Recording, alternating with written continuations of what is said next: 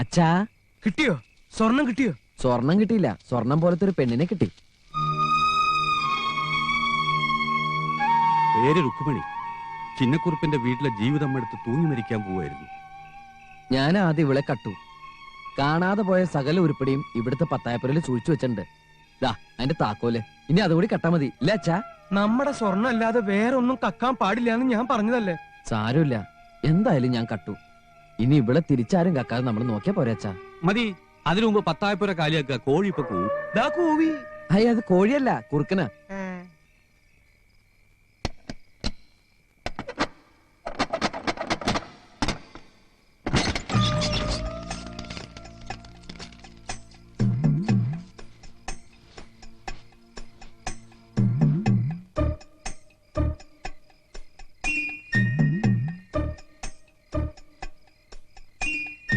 ചന്ദ്രപ്പനാണോന്ന് സംശയം. സംശയം വേണ്ട, ചന്ദ്രപ്പൻ തന്നെയാ. ഉറങ്ങാണോന്ന് സംശയം. ഉറങ്ങുന്നല്ല, ഫുൾ ഫിറ്റാ.